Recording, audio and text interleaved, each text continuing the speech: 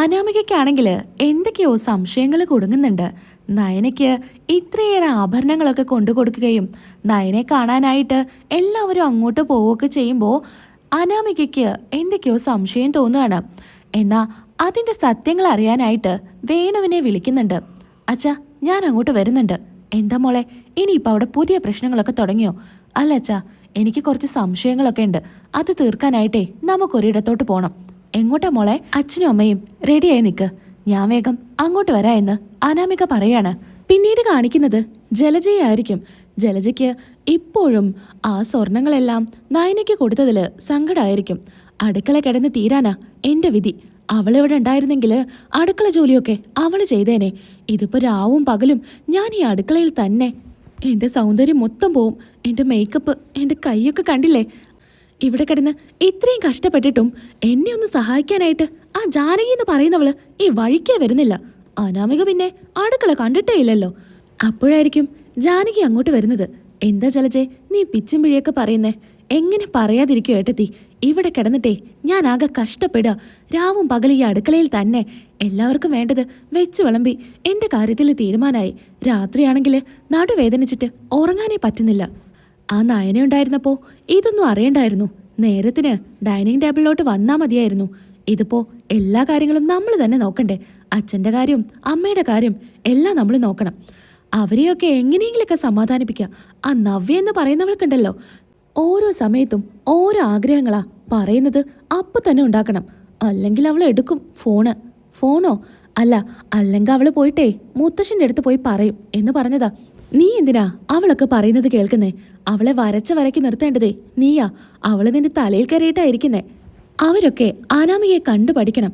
ആ കുട്ടി എന്ത് നല്ല കുട്ടിയാ, എന്തു കൊടുത്താലും കഴിച്ചോളും. ഒരു പരാതിയോ പരിഭവോ ഒന്നുമില്ല. എന്നാ അങ്ങനെയാണോ നവ്യ?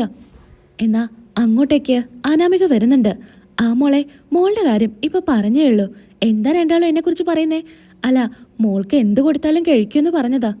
വേറെ മാർഗമൊന്നുമില്ലല്ലോ, കുത്തിക്കളിക്ക് തന്നാ കഴിച്ചല്ലേ പറ്റൂ എന്ന് മനസ്സിൽ അനാമിക പറയാണ്. എന്താ മോളെ ആലോചിക്കുന്നേ? അല്ല, അതിന് അമ്മ എന്തുണ്ടാക്കിയാലും നല്ല ടേസ്റ്റ് അല്ലേ, അത് പറഞ്ഞതാ. എനിക്ക് മനസ്സിലാവുന്നുണ്ടടി നീ എന്താ മനസ്സിൽ പറഞ്ഞേന്ന്. ജലജ മനസ്സിലിങ്ങനെ ചിന്തിക്കുകയാണ്. എന്താ മോളെങ്ങോട്ടെങ്കിലും ഇറങ്ങാൻ നിൽക്കുകയാണോ? ആ അമ്മേ, ഞാനൊന്ന് വീട് വരെ പോട്ടെ. അച്ഛനെയും അമ്മയെയും കണ്ടിട്ട് ഒരുപാട് നാളായി. അവരോട് ഇങ്ങോട്ട് വരാൻ വേണ്ടി പറ. അവരവിടെ തനിയല്ലേ ഉള്ളൂ. മോളുടെ കൂടെ കുറച്ച് ദിവസം നിൽക്കാലോ. ഇപ്പോൾ ആണെങ്കിൽ ഇവിടെ ശല്യത്തിന് ആരുമില്ല. നയനയായിരുന്നു ഏറ്റവും വലിയ പ്രശ്നം. അവളിപ്പോൾ ഇവിടെ ഇല്ലല്ലോ. മോളുടെ അച്ഛനോടും അമ്മോടും കുറച്ച് ദിവസം ഇവിടെ വന്ന് താമസിക്കാൻ പറ. വേണ്ടമ്മേ, അതൊന്നും വേണ്ട. അവർ ഇങ്ങോട്ട് വന്നാ എപ്പോഴും ഓരോരോ പ്രശ്നങ്ങളാ. അതുകൊണ്ട് അവരോട് ഞാൻ പറഞ്ഞതാ ഇങ്ങോട്ട് വരണ്ട എന്ന്. ഞാനെന്തായാലും അവരെ ഒന്ന് പോയി കാണട്ടെ. എനിക്കാണെങ്കിൽ അച്ഛനെയും അമ്മയെയും കാണാതിരിക്കാനേ പറ്റില്ല.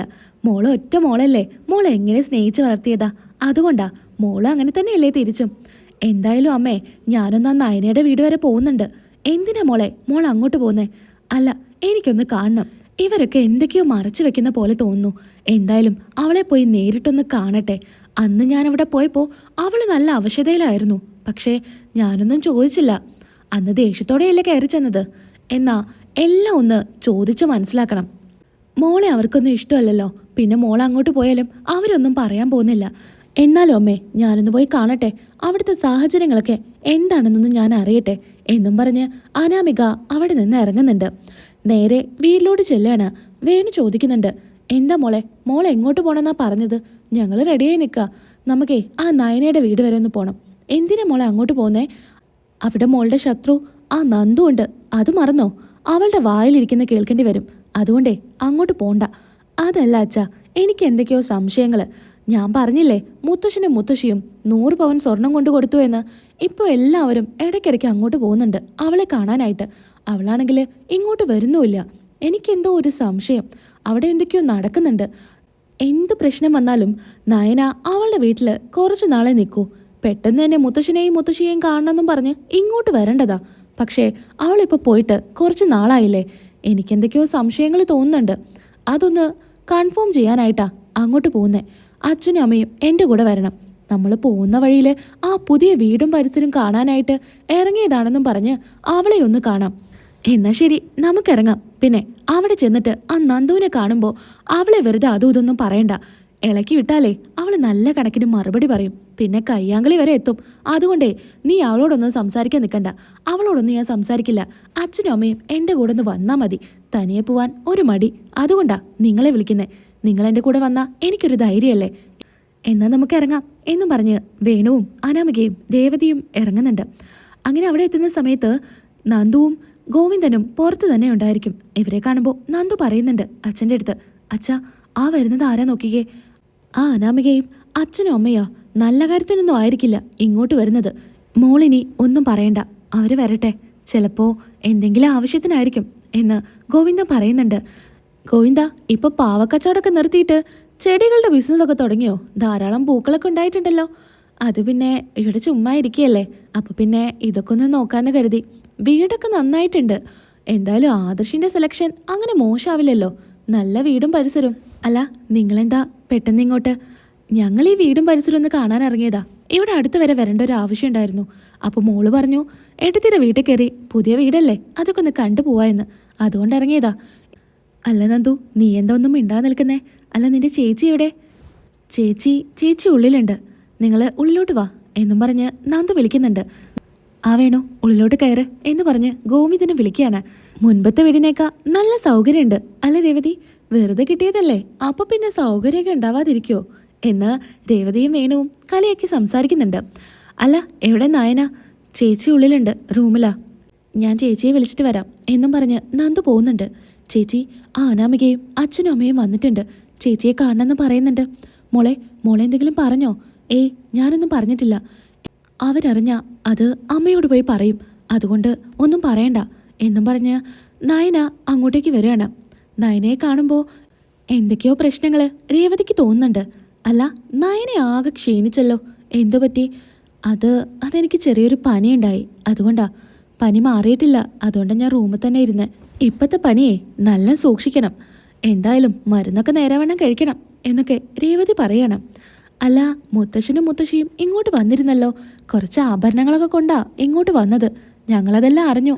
അത് നന്ദുവിനാണോ അതോ നയനയ്ക്കാണോ? അതെന്താ അങ്ങനെ ചോദിച്ചേ? നന്ദുവിന് എന്തിനാ മുത്തശ്ശൻ സ്വർണം കൊടുക്കുന്നേ? അല്ല ഇനി നന്ദുവിൻ്റെ വല്ല കല്യാണം ശരിയായോ എന്ന് അറിയില്ലല്ലോ, അതുകൊണ്ട് ചോദിച്ചതാ. അനാമികയപ്പോ സ്വർണത്തിൻ്റെ കാര്യം ചോദിക്കാനാണോ ഇങ്ങോട്ട് വന്നേ എന്ന് നയന ചോദിക്കുകയാണ്. ഏയ് അതൊന്നുമല്ല, ഞാൻ വെറുതെ ഈ വഴി ഇറങ്ങിയപ്പോൾ വീടും പരിസരമൊക്കെ ഒന്ന് കാണാനായിട്ട് കയറിയതാ. പിന്നെ ഞാൻ അന്ന് വന്ന് എന്തൊക്കെയോ പറഞ്ഞു, അപ്പത്തെ ദേഷ്യത്തിൽ പറഞ്ഞു പോയതാ. നിങ്ങൾക്ക് അത് കാരണം എന്നോട് ദേഷ്യമാണോ? ഏയ് ദേഷ്യമൊന്നുമില്ല മോളെ, എന്തിനാ മോളോട് ദേഷ്യപ്പെടുന്നത്? മോളുടെയും അനുടെയും കല്യാണം കഴിഞ്ഞു, അതുകൊണ്ട് തന്നെ നിങ്ങളുടെ ജീവിതത്തിൽ ഒരു പ്രശ്നത്തിനായിട്ട് നന്ദു വരില്ല, അത് ഉറപ്പാ. പിന്നെ മോൾ ഓരോരോ കാര്യങ്ങൾ കൊണ്ട് നന്ദുവിനെ സംശയിക്കുന്നതാ. മോൾ എന്തായാലും നിങ്ങളുടെ ജീവിതത്തിൽ ഒരു പ്രശ്നം ഉണ്ടാക്കാനായിട്ട് വരില്ല. കുറേ നേരം നിൽക്കുമ്പോൾ നയനയ്ക്ക് വേദന വരുന്നുണ്ട്. വയറ് തൊട്ട് വേദനിക്കുന്നു എന്ന് നയന പറയാണ്. ഇത് കേട്ട് അനാമിക ചോദിക്കുന്നുണ്ട്, അതെന്താ വയറ് വേദനിക്കുന്നേ? വയറിൽ വല്ല മുറിവുണ്ടോ? ഏയ് ഇല്ല, അത് പെട്ടെന്ന് എന്തോ വയറുവേദന, ഞാനൊന്ന് പോയി കിടക്കട്ടെ എന്നും പറഞ്ഞ് നയന റൂമിലോട്ട് പോകുന്നുണ്ട്. അങ്ങനെ നയന അവിടെ പോയി കിടക്കുകയാണ്. എന്നാൽ അനാമികയ്ക്ക് വീണ്ടും സംശയം തോന്നുന്നുണ്ട്. ഇനി വല്യമ്മയ്ക്ക് ലിവർ കൊടുത്തത് ഇവളെങ്ങാനും ആണോ എന്ന് അനാമിക ഇങ്ങനെ മനസ്സിൽ ചിന്തിക്കുകയാണ്.